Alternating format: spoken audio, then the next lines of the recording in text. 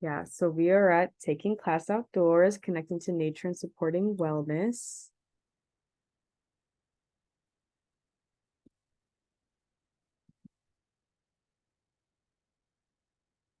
Um, I just saw Tiffany's question. Yes, this is being recorded, so you can always go back and look over this. I know we're all very familiar with webinars by now in Zoom, but just wanted to go over Zoom functions really quick. If you're able to engage, please do raise your hand, ask a question, take yourself off mute. If you love what somebody's saying, you can react. But just wanted to go over that just in case you need a refresher. Next slide. And we just wanted to go over the agenda for today. So we'll just be giving an overview of Space to Grow, a refresher, maybe new information for some. Outdoor learning and classroom management. We did want to have some breakout sessions, but I know people are also doing other PDs, so we'll kind of gauge how available you are to do that. Getting to know your schoolyard and outdoor lessons, and then some reflections and closing. And our goals today are really to learn about the connection between healthy environments and improved academic performance, learn tips and best practices for taking your class outdoors, connect with each other to see how you get the most out of your schoolyard, things that have worked for you, things that make it difficult for you, and practice adapting lesson plans for outdoors and wellness. And so we'd like everybody to introduce themselves. We can all kind of get to know each other. So we'd love for you to share your name, your school, or your organization, your role, and then answer the following question, which is, what would you like to do or learn outside with your students this year? So I can start. My name is Kelly. I work for Open Lands. I'm a school garden coordinator, and well, since it's a nonprofit, we're not in schools every day, but I would just like to be out more with students and in the schoolyard more in general. I wish that was more of a regular thing. Whoever would like to go first. I know some of you are in PDs. I'll go first. Oh, I'm sorry, since I'm on a quick break real quick, if you all don't mind. Hello, wait, where are we? Okay. I don't know if you can see me. I tried to turn on my camera, but okay. Tiffany Watkins, I'm at Westcott School. I'm a teacher. Well, now this year I'm an interventionist, so we're still trying to figure out what that means. But the garden lead, and I'm going to be looking for someone to really, really hold down the lead of our playground and garden this year. So, but in the meantime, I'm that go-between person. Thanks. I can go next. My name is Carnita Gorns. I am with Morton Elementary. My role is our community engagement specialist, as well as our after-school coordinator. And I have an after-school program where we'll be doing, I'll be working alongside Small Bites, teaching the students about nutrition and healthy eating. And so I would like to, what would you like to do? I would like to get the kids outside as much as possible this year. Normally when we go outside, we play on a playground, but I want to add a little bit more instruction into it and structure it a little better for the students. Thank you.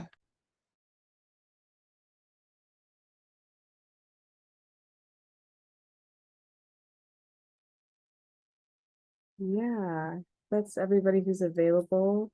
We go to the next slide. Is that everything? Oh, Miss Braddock, were you able to join the audio? Sorry, I saw her come off mute. If anybody else wanted to introduce themselves or introduce yourself over the chat, in whatever way you can.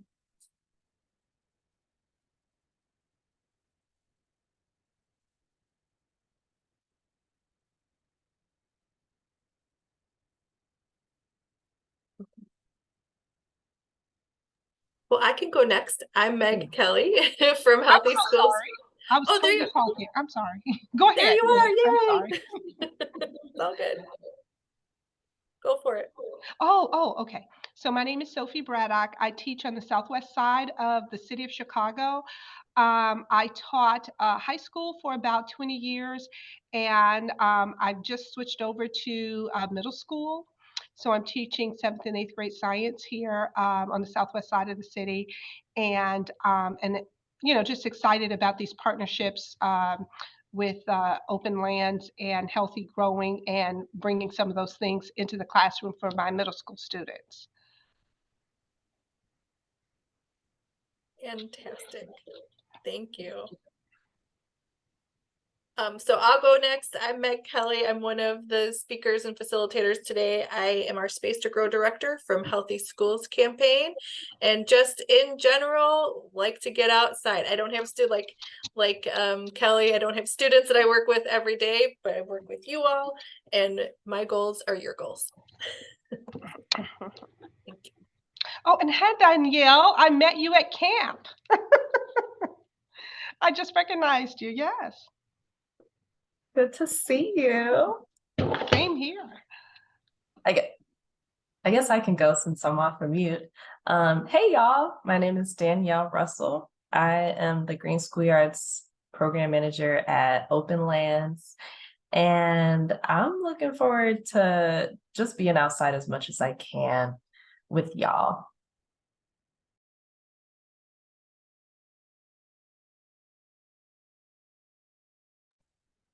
And I guess I could go next. Hi, everyone. I'm Anna Yancy. I'm the Program Event Manager at Healthy Schools campaign.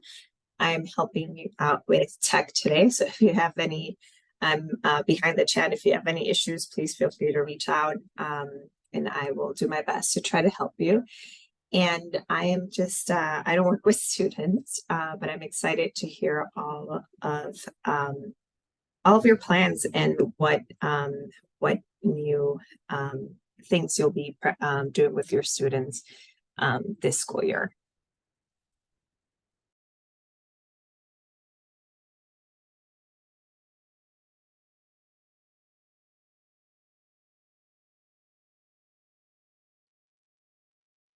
Cool, I think.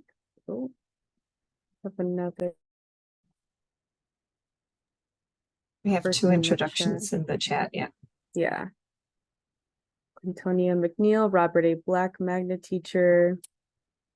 They said they would like to observe students. I would like my students to learn how to observe their surroundings when it seems as if nothing is happening. I love that. Science teacher for 7th and 8th grades.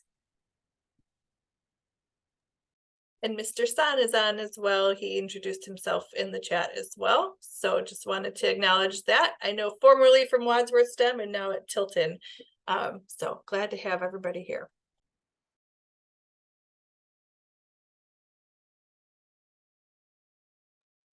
Yeah, we just wanted to go over some group norms really quick. So as much as you can, we'd love for you to be present, speak your truth, speak from your experience, be open-minded, respect the mic. So, share what you can, and then let somebody else share, using positive language. So, we're seeking to find solutions to these things. And if anybody else has a group norm they'd like to submit, can say it out loud or put it in the chat. But either way, we also, whatever you want to bring to this group too is much appreciated.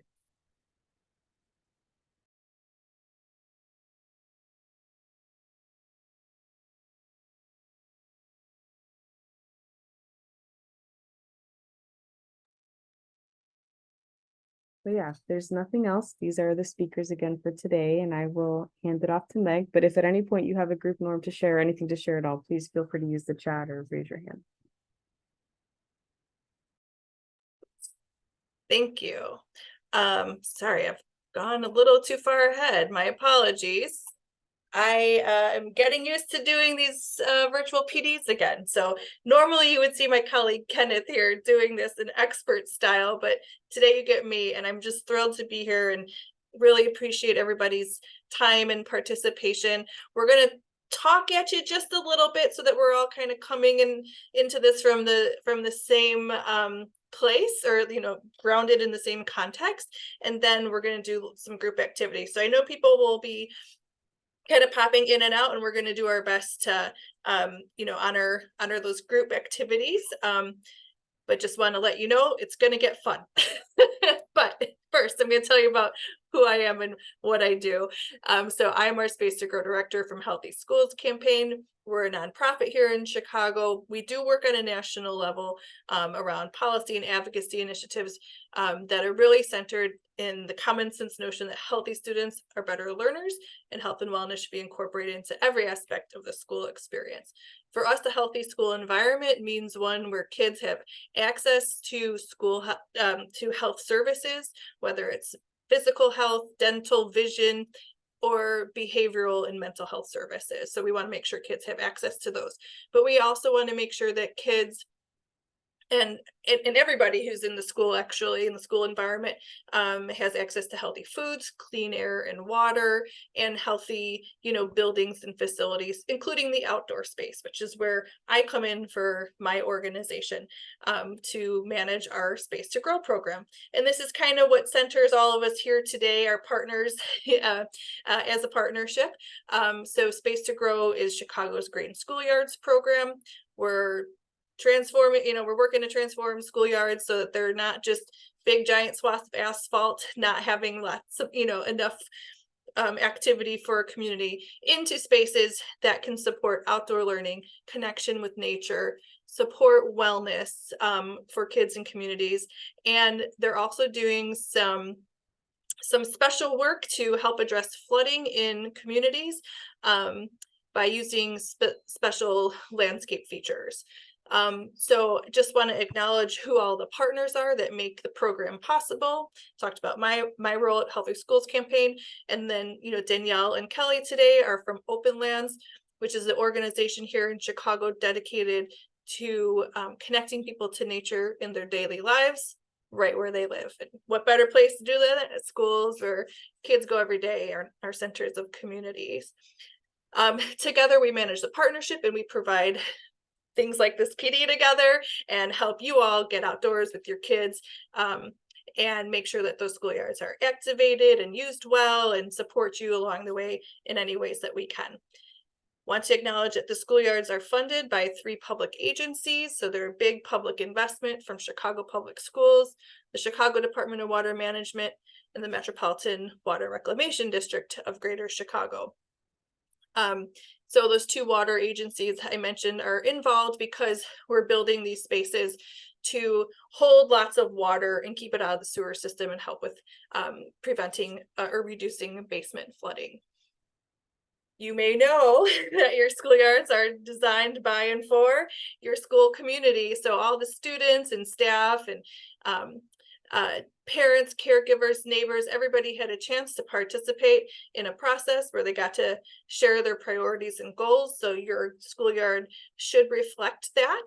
And these are spaces that are open outside of the school hours to encourage continued gathering and stewardship and physical activity and whatnot. So that's just a little bit of like what Space to Grow is and how we kind of got here. But it's important to understand why we're doing this too. So we know that schools play more than just an academic role in kids' lives. These are places where kids and families come all the time. Kids are learning lifelong habits. They are learning social skills. They're, being exposed to food. They're being exposed, these are places where kids are learning how to become citizens of the world, right? And we think that when kids are healthy, they can do that better, that they have a better chance to be successful in that.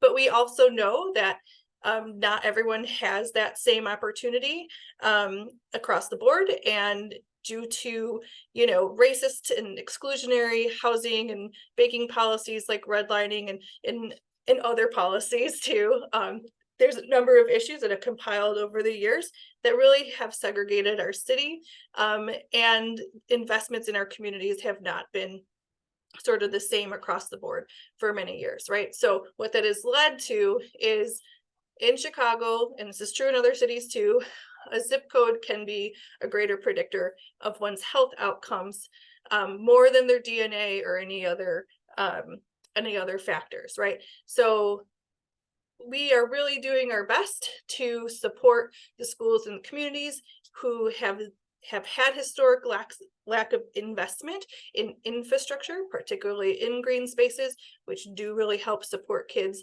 and communities in their physical, mental, and social health. And we know that schools are a vital support system for entire families and communities.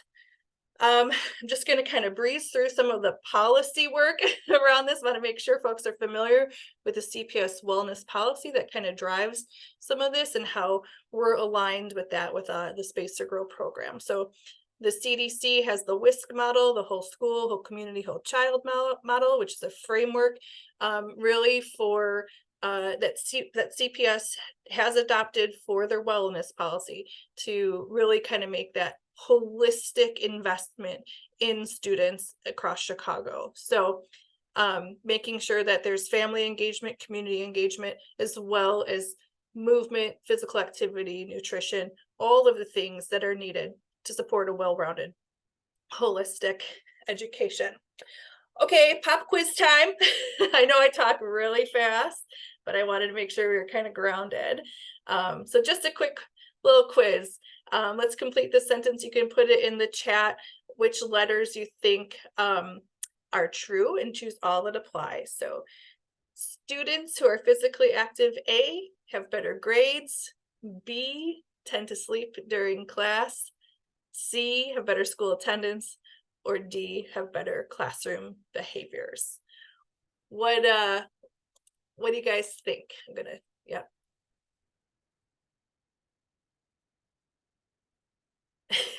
Yes.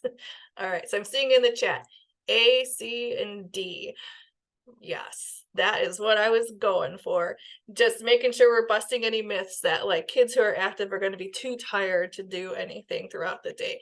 Really, the research is showing us that kids who have movement built in throughout their day can focus better, do have better academic outcomes, better attention, they tend to come to school more often, sort of this whole host of outcomes. So again, I'm just going to blow through these next two things so that we can get to talking.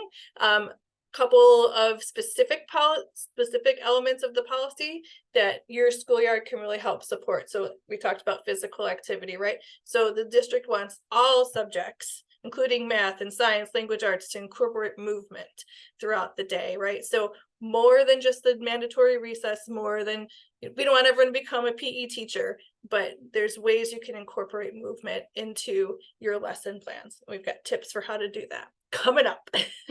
If you have a garden, hence all of your schools have gardens, you are encouraged to utilize the garden for instruction throughout the school year. That doesn't mean that you have to teach about the garden. It does not mean you have to tend the garden. It just means go out there, use that as your outdoor classroom, do instruction nearby. We know that kids who have access to green space have better attention, and then helps their anxiety and stress levels and things like this. And if you do have the raised beds where you're growing food, you should be linking that to nutrition education with from the classroom to the garden to the dining center, and also being Eat What You Grow certified, which is the CPS safe food handling certification. And we can talk a little bit more about that. And again, the district wants to encourage schoolyards to be open outside of school time, to encourage more activity outside the school day and more community and family engagement.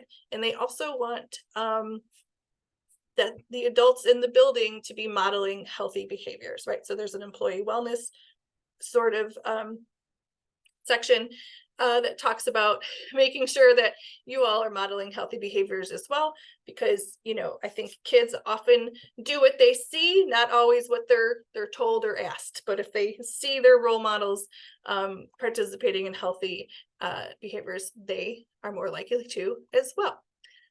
Okay, I'm going to stop sharing for a minute because I ran right through that. Does anyone have any questions about any of that? Any reactions? Does this drive home to your experiences?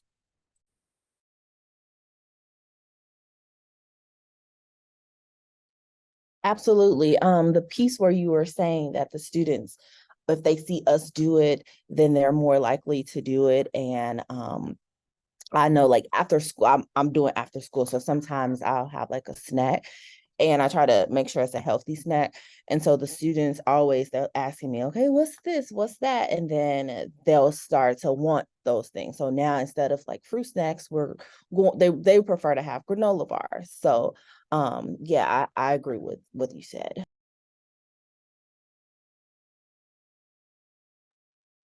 Awesome. Thank you. And, we always want to make sure the wellness policy, sometimes if they change it, they update it, it can feel like, oh, now I have to do all this different stuff.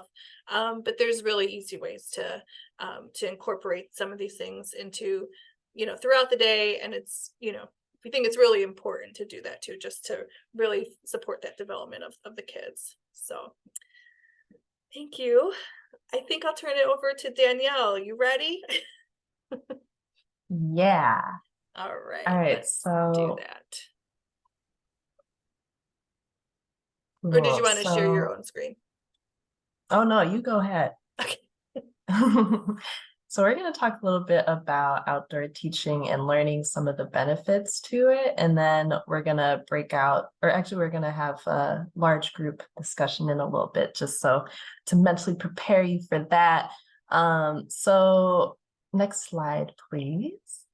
First, we want to talk about some of the health benefits to outdoor learning that Meg already kind of mentioned, just that learning outdoors is an active process and increases students' physical, mental, and social health.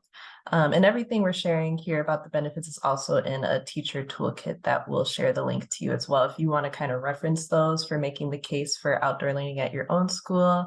So just want to highlight that outdoor learning can increase resiliency and lower stress and lower the risk of chronic conditions such as diabetes.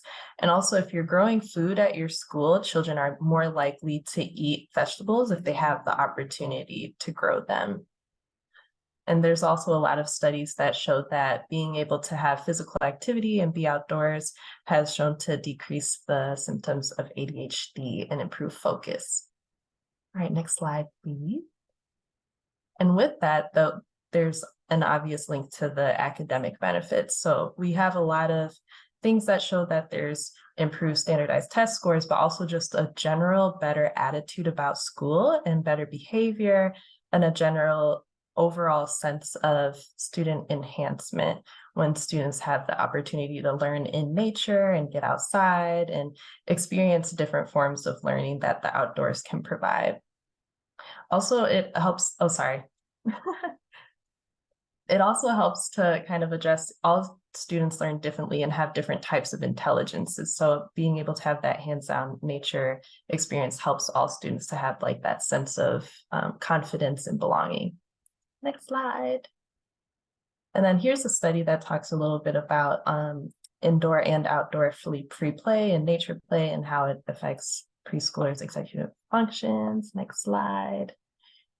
And then especially the social emotional benefits, having something fun to do outside with each other enhances their opportunity to experience cooperation and teamwork and being able to experience neighborhood assets. So having pride in where they are and what their surroundings can provide.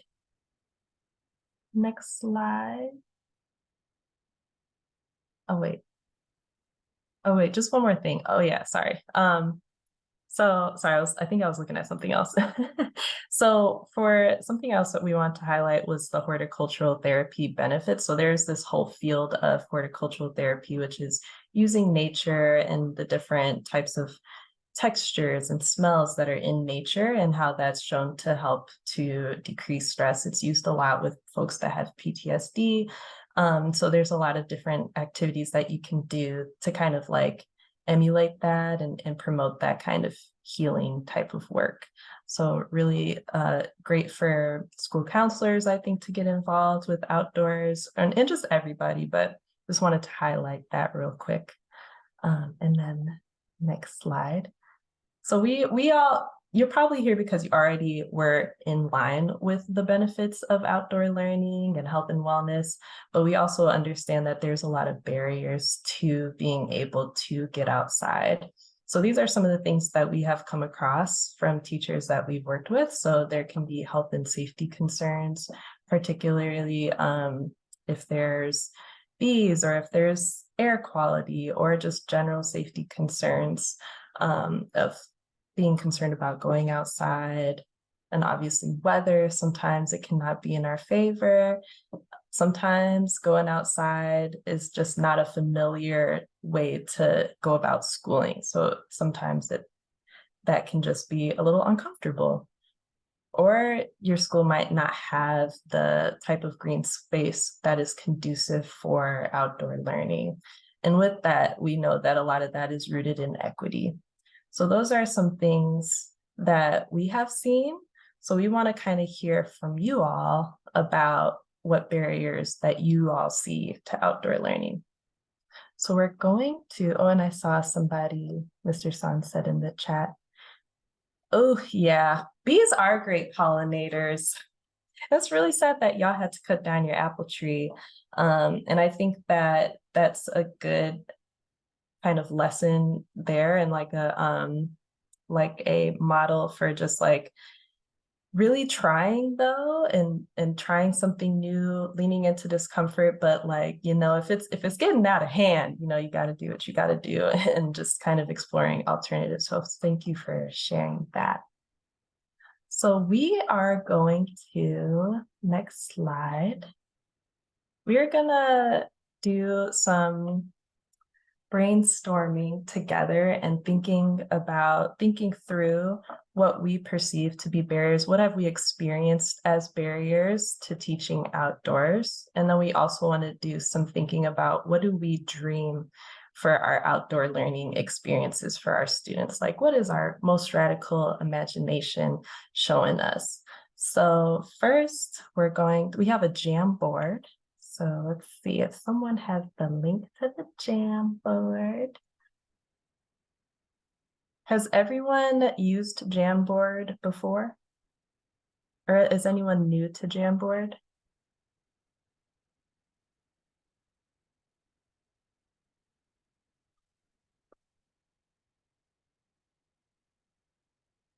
I think we got some Jamboard experts in the room, but we'll go through it together if not.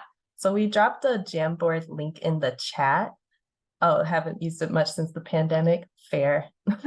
So we'll go through it together.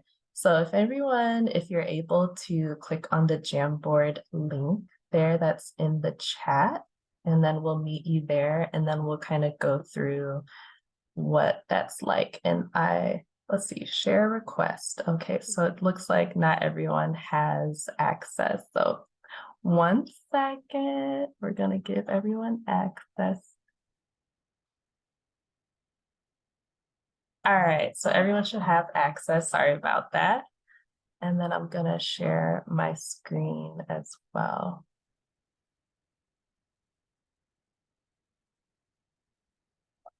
All right, so if you all refresh your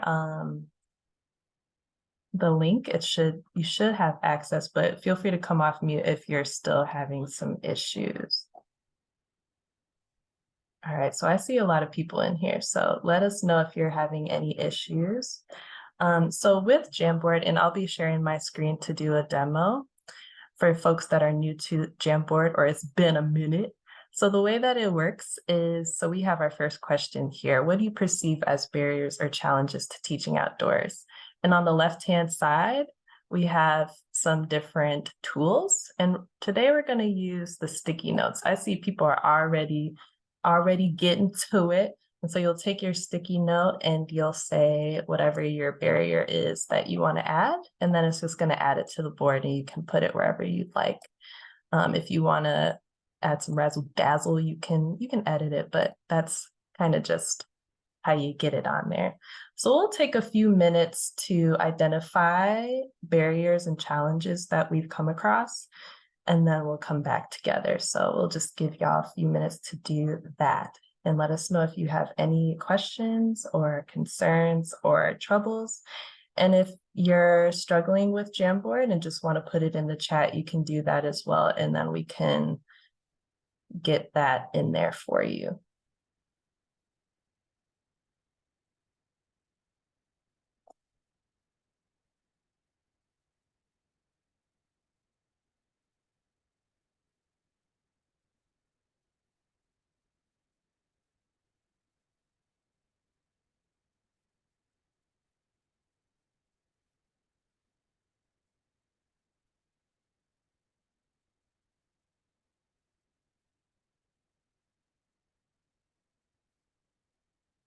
I think we could also, Danielle, if you're up for it, I'd be happy to type out the sticky notes if anyone wants to just shout out, come off mute, and tell us what they perceive as barriers. Mm-hmm. That's great. We're very easy over here. Or also take stuff from the chat. Yes.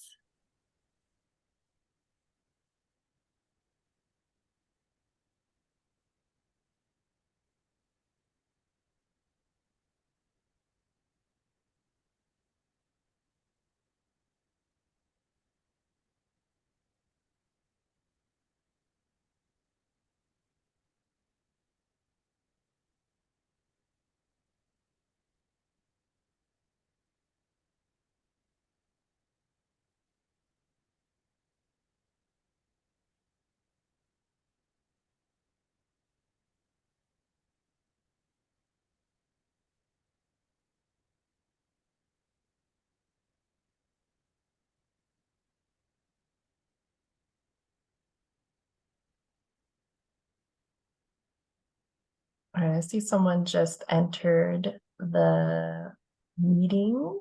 So we're just we're using a Jamboard. I think we might need to drop the link again in the chat. To right now we're identifying barriers and challenges to teaching outdoors, or you can also come off a mute and just kind of shout out what you see and have experienced as barriers and challenges. And we're gonna just do that for like about 1 more minute.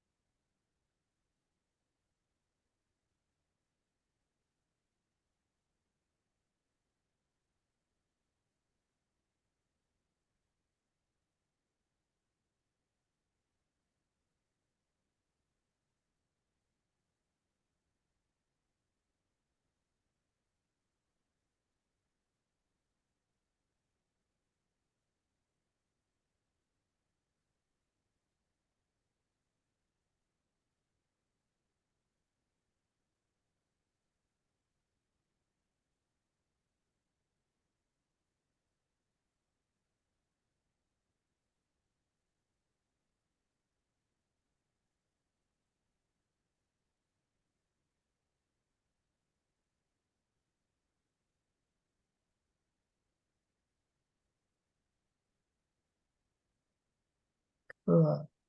All right, so now we're gonna just kind of, oh, I see people are still adding. Okay, I'll give a little bit more time, but feel free to keep on adding as we're going here. So I started kind of grouping things, and I think someone else was also helping. So shout out to community, how different themes are here. So we can see we have some themes going on, and some commonalities to what we perceive as barriers. I'm curious to see if anyone wants to share about any observations they have with these challenges or how they've personally encountered them in their work.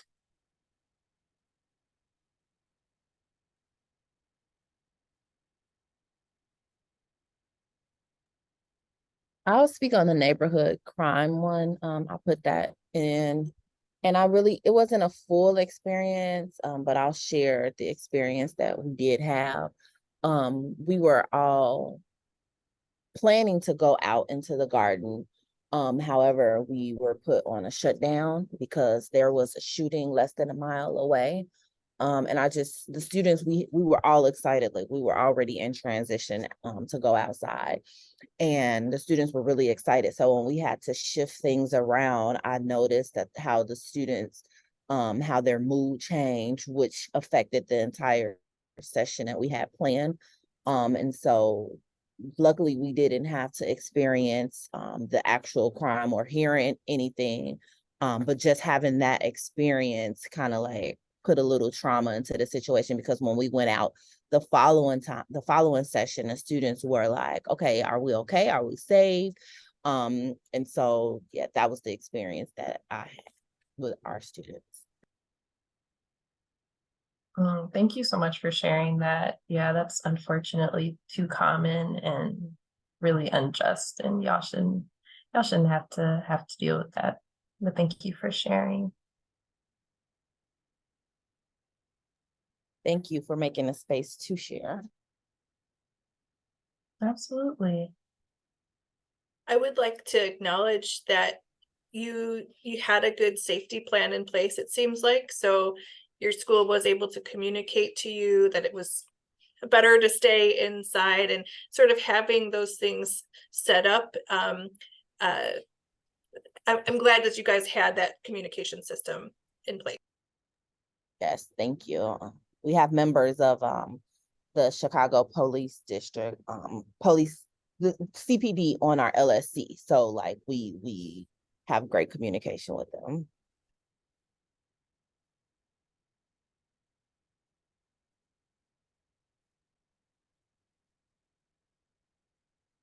Yeah. Does anyone else want to share about any experiences they've had with these challenges at their school?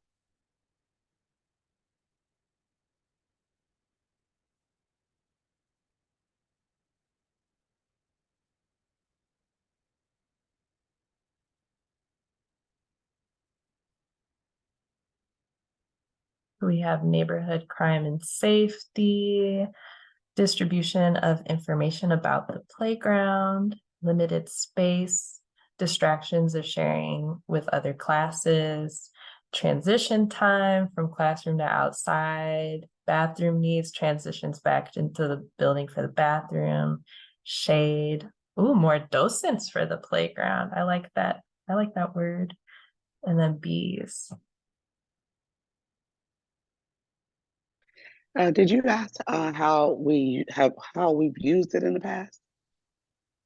Was that The schoolyard, yeah? What was that last we question you asked? how you've encountered these different challenges. But I mean, if you're feeling excited about sharing how you've used your schoolyard, I mean, No, that's okay. But okay, well, we do want I to, love my picture. yes, we do want to hear that at some point. Okay, so just real quickly, thinking about these barriers, what ideas do you all have for addressing any of these barriers, or what have you seen that people have done, or what would you like to do to address any of these barriers?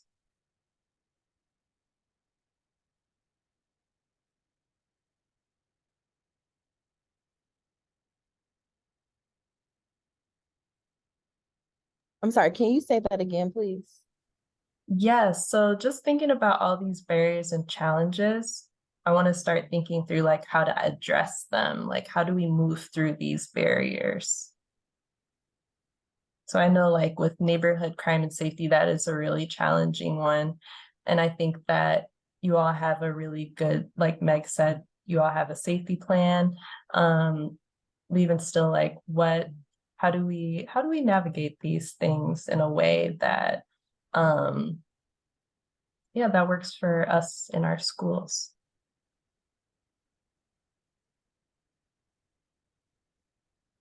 I'll say with the shade one, maybe tents, some type of tent.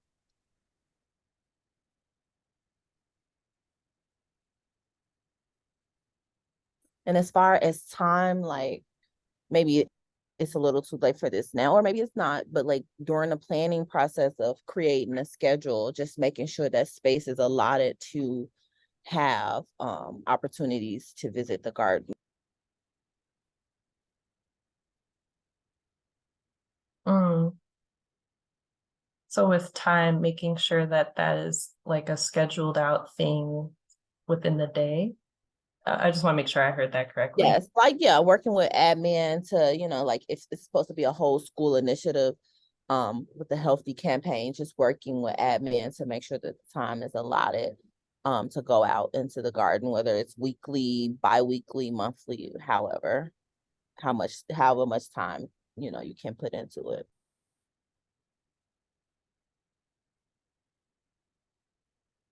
Absolutely.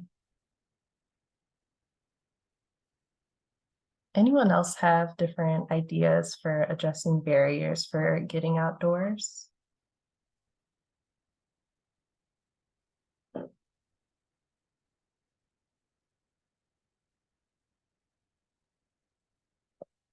Cool. I would All also right. just, Oh, sorry, I'll have one.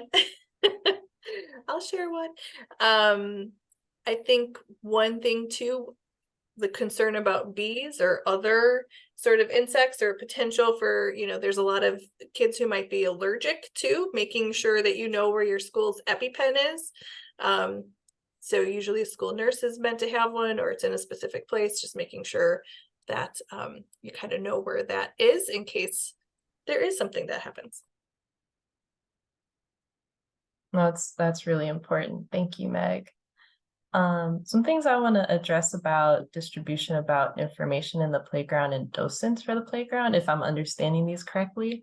So each Space to Grow school has a schoolyard tour online that explains the different aspects of the playground in the schoolyard and how it works, the gardens. It has like a plant identification guide. And hopefully that can help people have a better understanding of the schoolyard and potentially train people in giving tours to people that come through.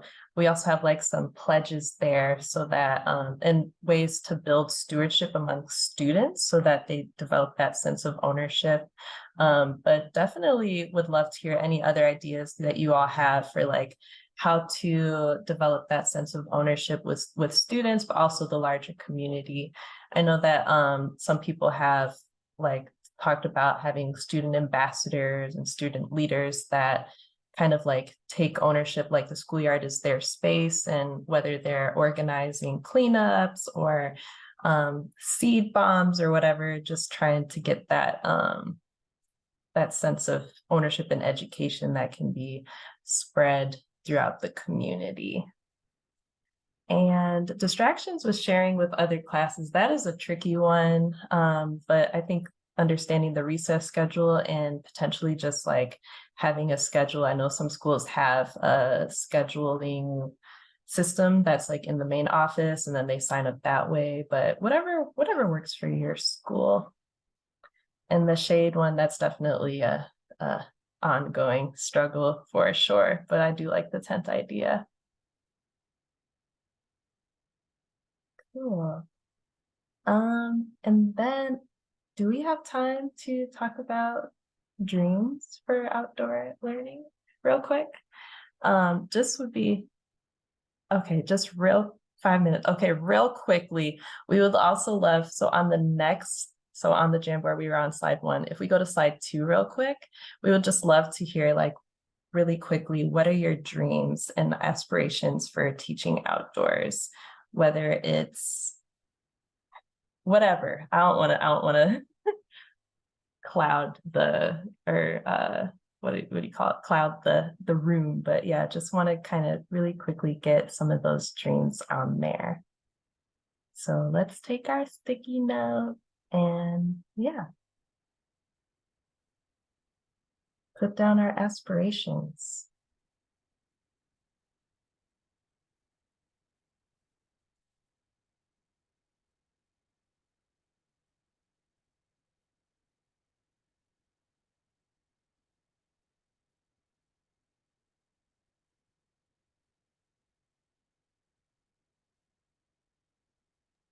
And Danielle, while that's happening, I did want to just acknowledge a question from the chat.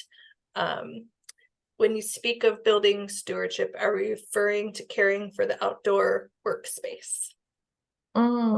That's a good question. I think yes, in a very general sense. So caring for the outdoor space can mean a lot of things, but I think even just having that awareness of the outdoor space is really what that's all about. So not necessarily saying like, you're going to be out there pulling weeds every week, because most of the Space to Grow schools do have a maintenance contract with a vendor. So that shouldn't really be like the main focus, but really just like taking ownership.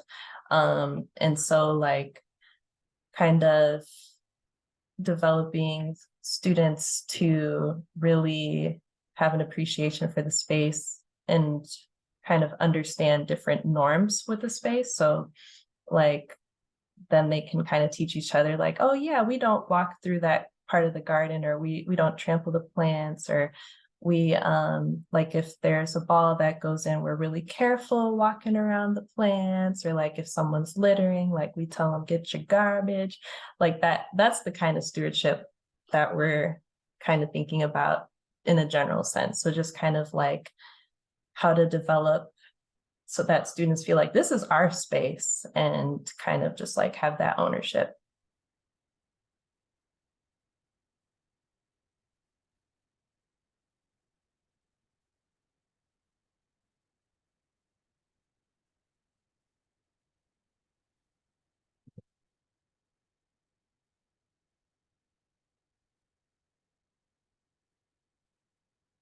Beautiful.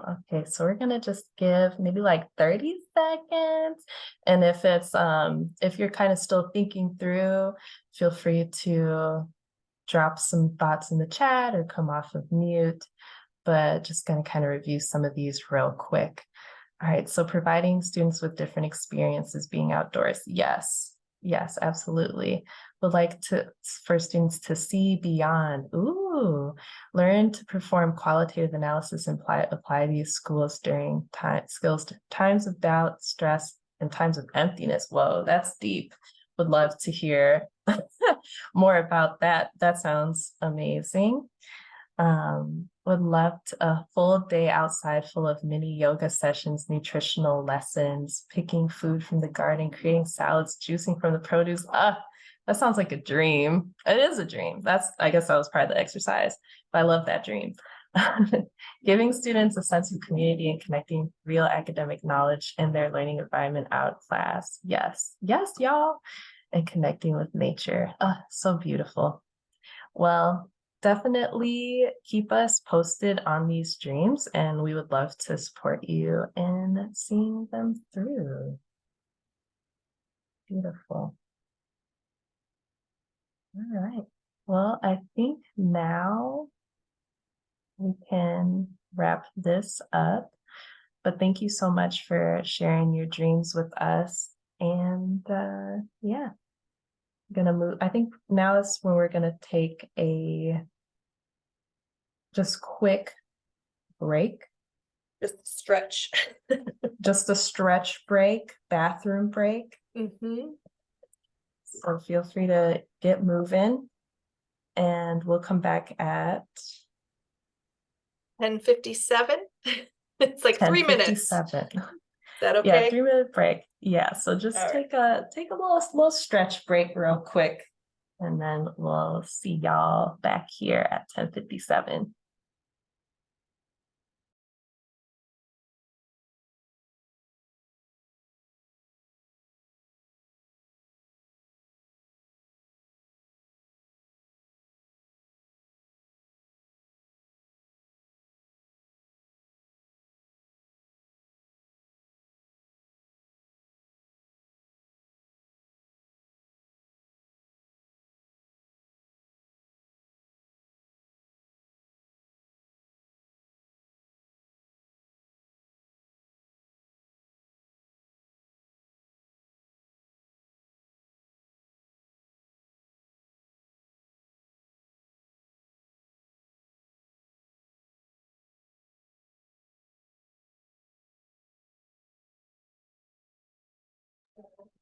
Hello, hello. Can you hear me? Yes. Oh, okay. Hi, Danielle. Hi, Meg. Hi, Kelly. I had to step out for a second. So I was looking Oh, on, great. yeah, I Oh, was go looking ahead. on the list of schools, but we're not on your list. Yes, Mr. San, sorry.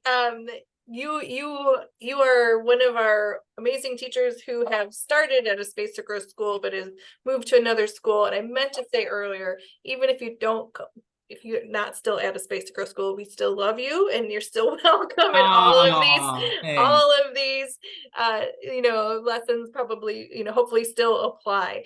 Absolutely. But I forgot to acknowledge that earlier. So Yeah, no, that's fine. It looks like you already started at this place because we do have the playground, we do have the space.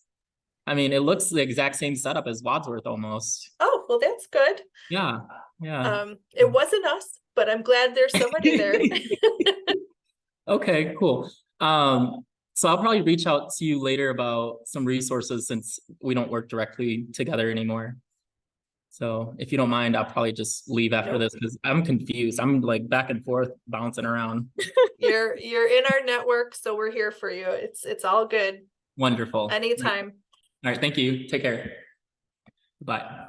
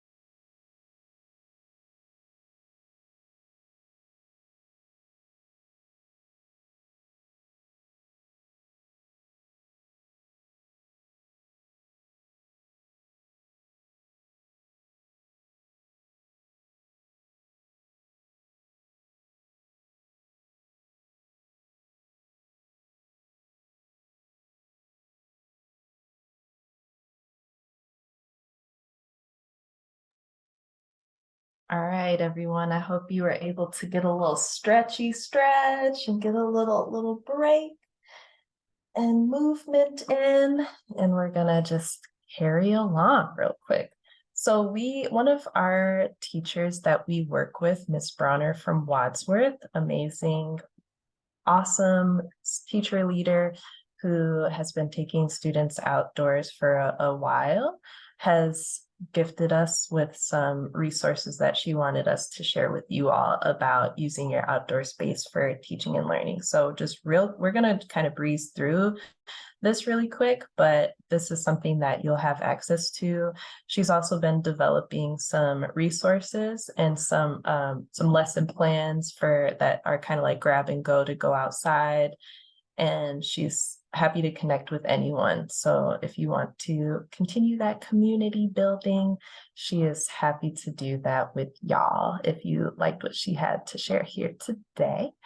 All right, so let's go. Next slide.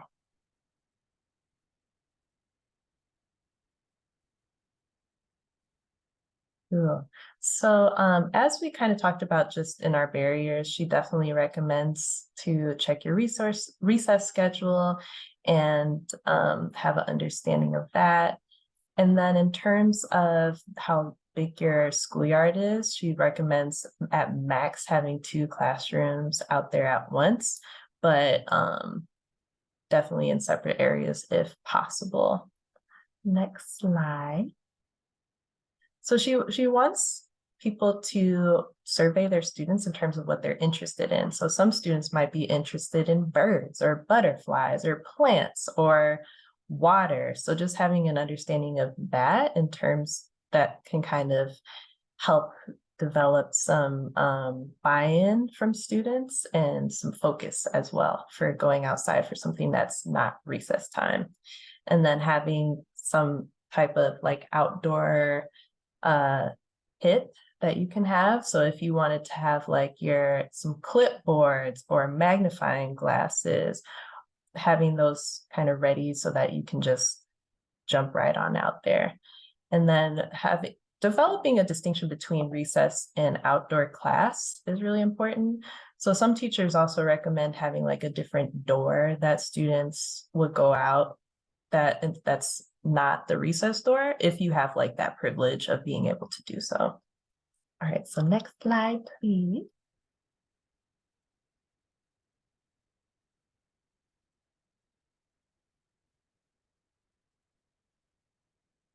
Cool.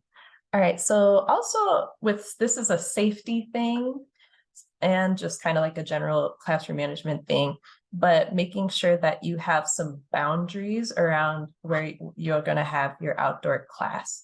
So you might have a very large yard, but understanding, okay, where is the class going to be and where am I going to stand so that I can make sure that I can see where everywhere that the class is going to be, because sometimes we'll have like trees or whatever playground equipment that might be in the way.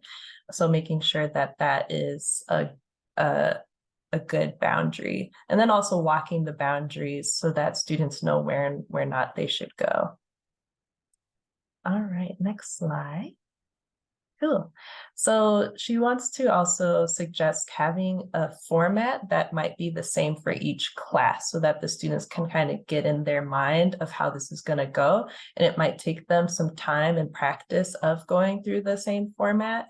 So one of the ones that she recommends is just having kind of like some observation time, followed by discussion, some type of experiential experience, and then a reflection about that experience. And then just kind of monitoring. So if activity took shorter or longer than you expected, just kind of like understanding that, and seeing if students are getting restless, and just kind of figuring out how to modify depending on how your students are particularly interacting with the outdoors. All right, next slide. Cool. So then also safety is to make sure you walk around before class, even maybe before school, to make sure that there are no hazards in the area. So yeah, there's all types of stuff that you might see out there, but to make sure that you can kind of have a good understanding of what's out there ahead of time. And also in terms of like being comfortable out there, she recommends if you got the means to have some type of cushions, perhaps for students to sit on, and maybe even like rotating them depending on how many you can acquire, because sometimes having a comfortable place to sit out there can be helpful.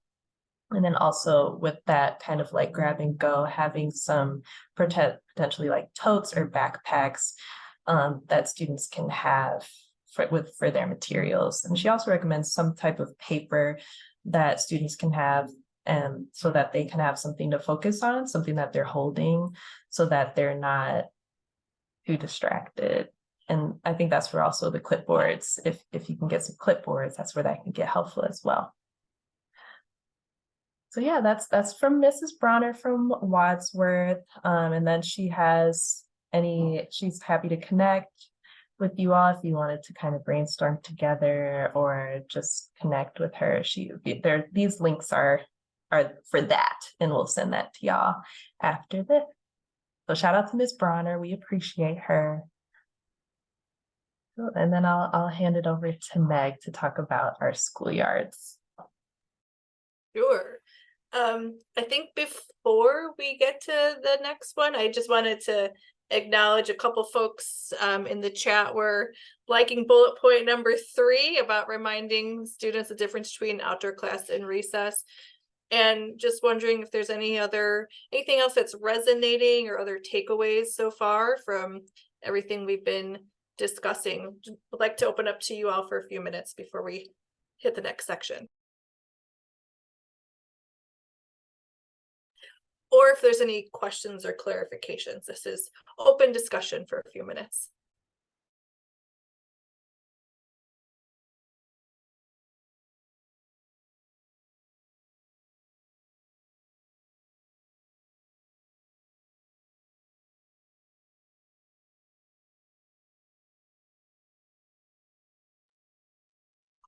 Okay, sounds like we love everything. Happy to hear that. That's good by us. But definitely, feel free to keep sharing in the chat. The next couple things, we're gonna try, people can feel free to take themselves off of mute and interrupt at any time. The next sort of several minutes will be more discussion based, but I am going to share next some handy dandy resources or tools that we have for you to help continue like putting all this stuff into practice. So we have, oh sugar, I have to share a different tab. So we have a Space to Grow teacher toolkit that we've put together for you all. And I think Nancy's going to drop a link to it in the chat, which is on the Space to Grow website. But I have to get myself situated here. My apologies. I don't know why I didn't have that pulled up. I had everything else pulled up. Okay, here we go. Okay, so you can see the toolkit now, right?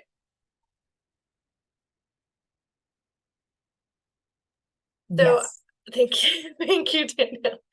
So I'm not going to go too deep into this. It's got a lot of words in it, but a lot of really great information.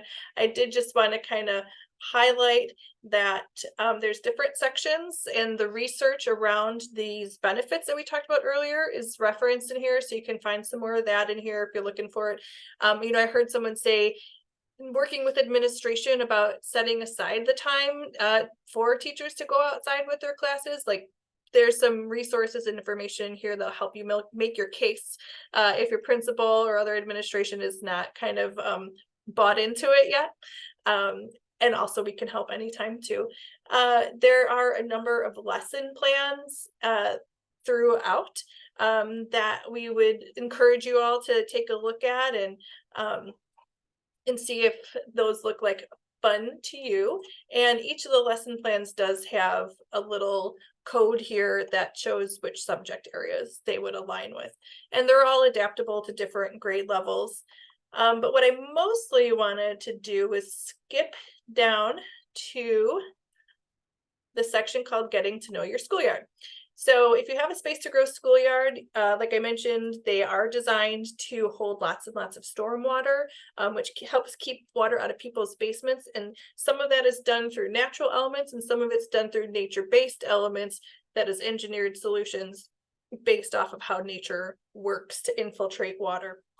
And this whole section around getting to know your schoolyard has a lot of terminology that might be helpful. It also has explanations for each of the elements that might be in your schoolyard. So you probably would have noticed that there's signs throughout saying if you have a native garden or if you have a rain garden. And then this just has extra information about what each of those elements is doing.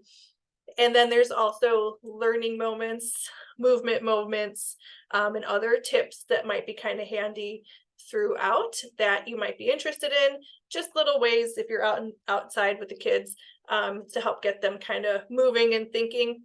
The class pledges that Danielle referenced are in here as well.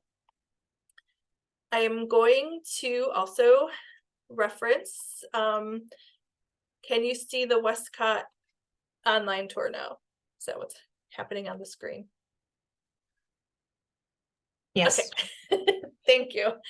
The other thing we have, and we'll drop links to your individual schools in the chat, is an online tour that's really a little more customized to your school. And these are done, it's called, the technology that we use is called Story Maps. But this is, again, a lot of that same information. You'll see the pledges here, and then a little bit more about each of the sections. This might be a nice resource for you if you wanted to say, like, help get your kids, maybe they'll be coming, like I know at Wadsworth, for example, they have a group of kids who actually gives tours of the schoolyards, right? They become familiar with the different elements.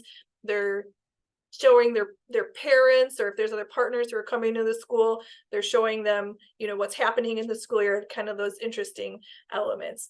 So you can either scroll down or you can click on each of these and just takes you right to that section.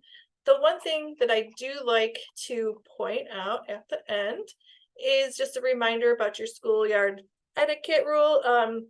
That's posted at the entrance of each of your schoolyards. Again, just reminding folks that this is open to the community outside of school hours, and there are some positive language around welcoming folks in and sharing in the space in a positive way, in a fun and engaging way.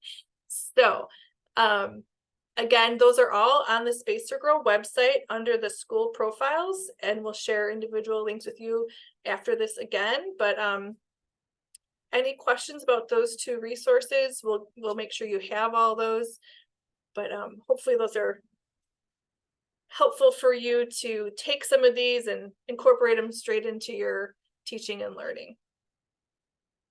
Any questions or thoughts about either of those before we move on?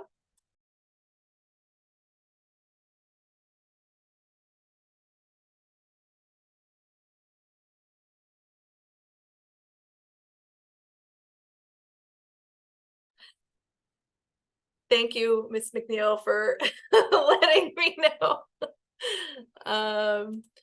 Let's see. Yes, we don't have all of the photos taken yet for your school. It's one of the newer schools, Robert A. I'm Black. sorry, I just didn't want people to come to our school yard looking for that, and that's not what's there. Yeah, no, Wait, I this understand. is not the right school. No, I'm glad you mentioned it, and thank you for bringing it up. We don't have all of the photos taken for your school yet, so we'll continue to update those as the exact photos come in. Sorry about that. Okay, I'm sorry. The I just want to say information should be hello to correct. Clintonia. Hello, This is you guys. Sophie. Hi, this is Sophie. I'm sorry. I'm in the Leader and Me meeting, so we're actually doing a 2-in-1. But Gotcha. I got my ears on you, but I just saw that, and I've been following, but I saw that, I was like, that's not our school. What are they doing? No, because we have a track and field, a beautiful track and field. Our kids love it. I've done science lessons out there and everything. Okay, I don't want to take over the meeting. I'm sorry. No, you're good. It's all good, and we're glad that you guys are making your connections. This is, the other part of what we're hoping happens here. So yes, but thank you for bringing it. It's a good point, and I should have said it too. We'll continue to update these as we get more exact photographs and things like that. But to Danielle's point, yes, we would love to hear about what kind of science lessons you've done out there.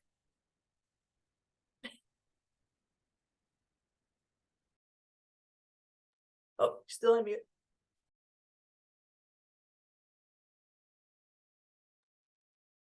I'm sorry. Go ahead.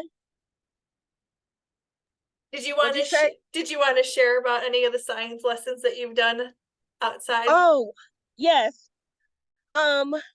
We were looking at forces, motion, and energy, and we were looking at how molecules in motion flow smoothly versus those that have big spaces in between them.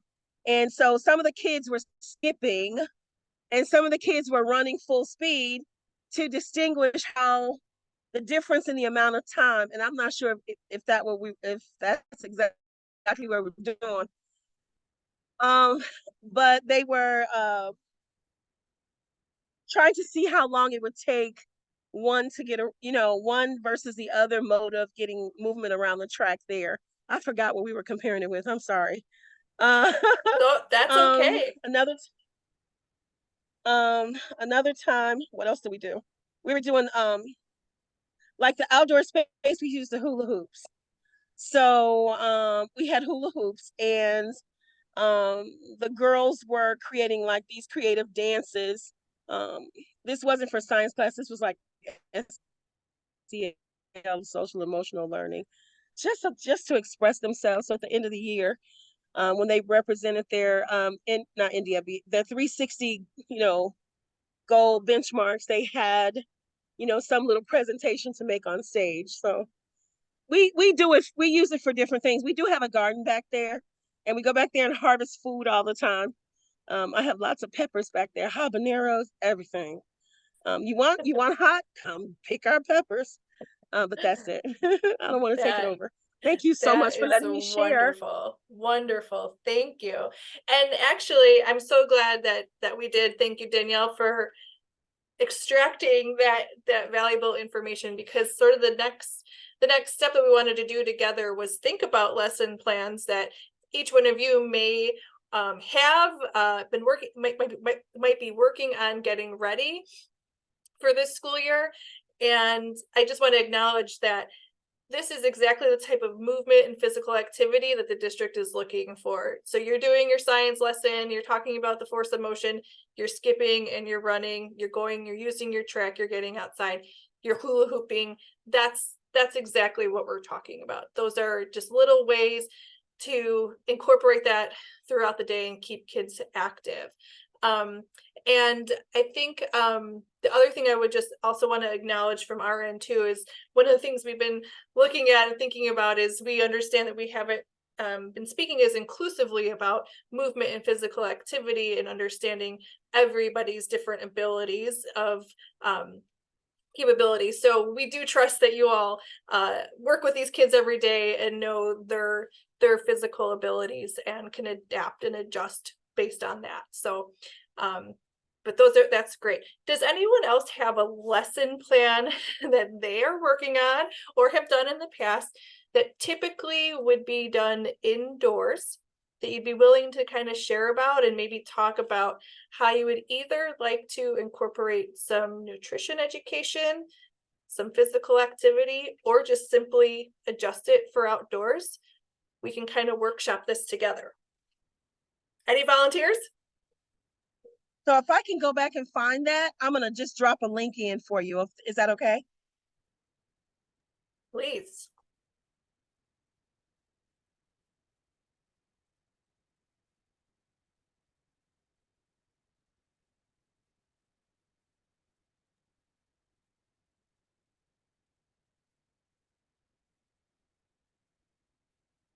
Oh no, thank you. I'm trying to.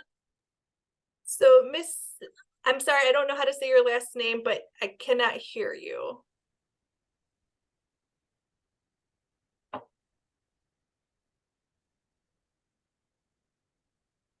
Is it Megalanis?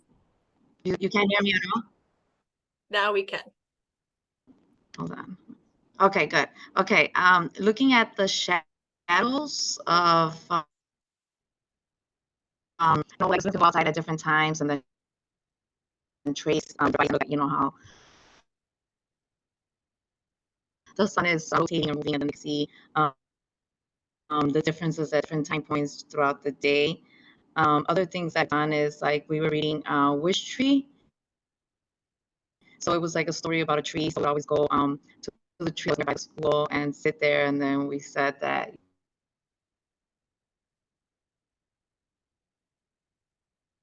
they did cushions, the plastic cushions that they set out there. So I apologize for So I interrupting. really enjoyed that. So looking at nature and listening to birds and leaves.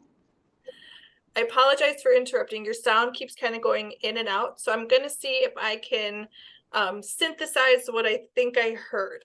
If not, I can put it in the chat. Yeah, the chat would be great if you don't mind. But we did hear you have you are going out. There's a book, The Wish Tree. Is that what I heard correctly? Where you're going out and you're learning more about the trees, but you're also doing a reading outside with your students. But I didn't hear kind of some of the takeaways. So put those in the chat. Thank you very much.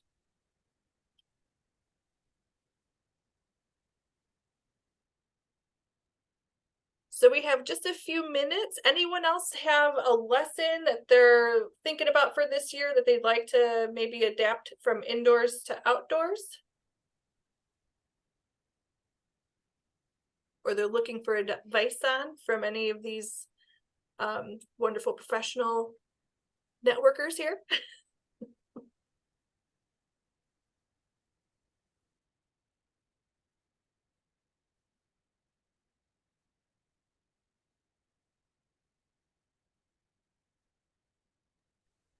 So then what I will do is, so we'll wait for, I think it's, okay, thank you. Connecting the story elements with being outdoors and the importance of the tree as part of the community. Excellent.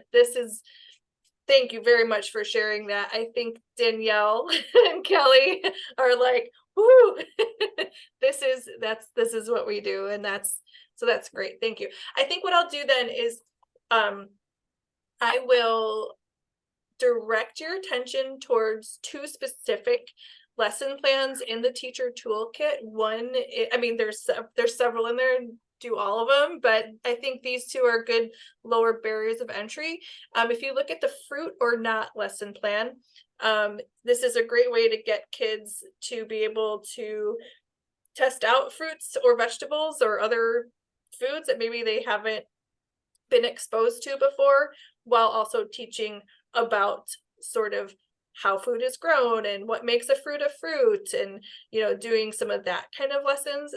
And then the poetry in the garden lesson plan is also one that can be adapted pretty easily for various grade levels. And it's just a way to do some of your language arts or your poetry or some other art lessons outside, using the outdoor space, using those elements all around to incorporate into some of that lesson. And it's also movement inspired as well, or could be movement inspired. There's ways to adjust that too. So start with those two, see if they're going to fit your teaching and learning goals for the year, and continue to ask any questions in the chat. But I'm going to turn it over to Danielle. Sorry, I muted myself too fast. And we're going to talk about how we stay in touch with each other.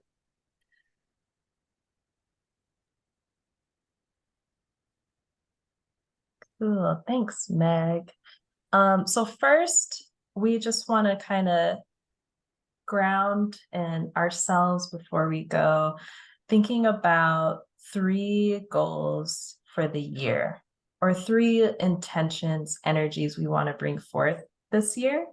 So thinking about these themes of being outdoors and health and wellness and movement, and thinking about what is a goal for yourself personally, like not necessarily a school goal, but you as a human being.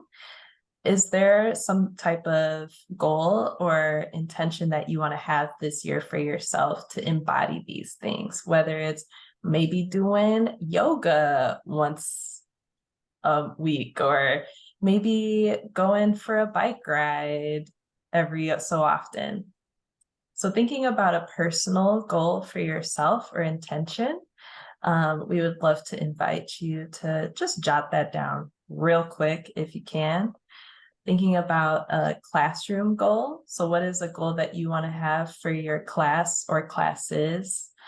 And then what is a school-wide impact or intention that you have for your school? Like, what would you love to see in terms of the culture of your school in embodying outdoor learning, movement, health and wellness, nutrition?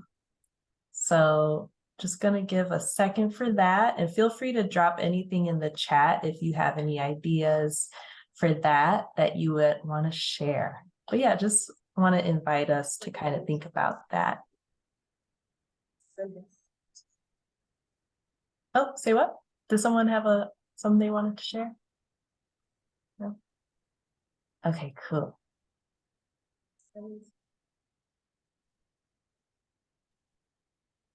All right.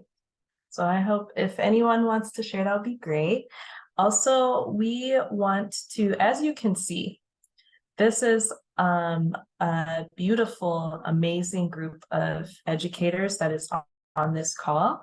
And this is just 5 of many. And so we want to help bring you all together because you all have such amazing ideas. You all are so passionate, and you all are leaders in what you do.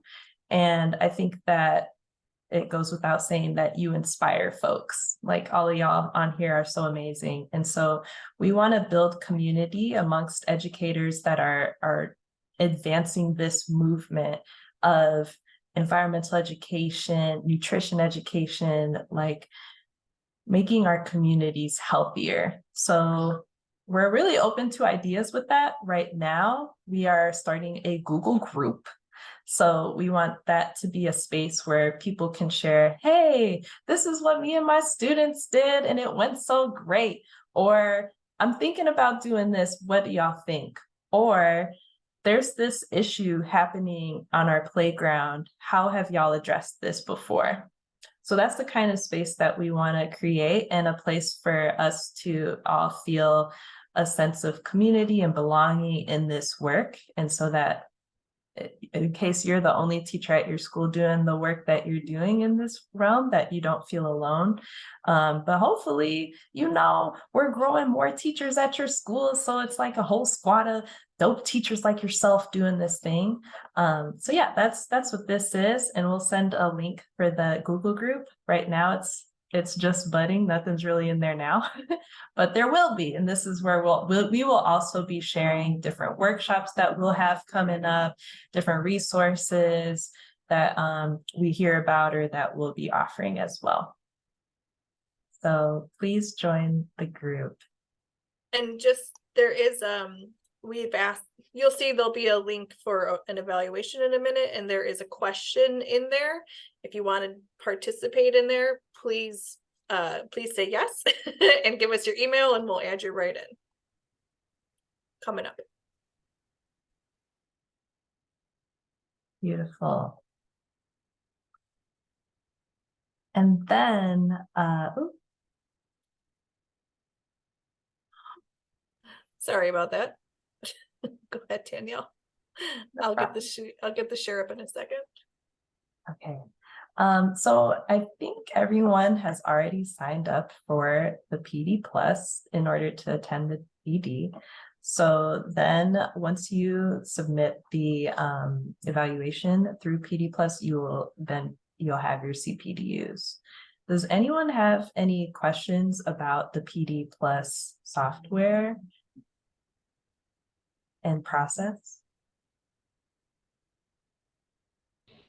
I missed you said the PD Plus?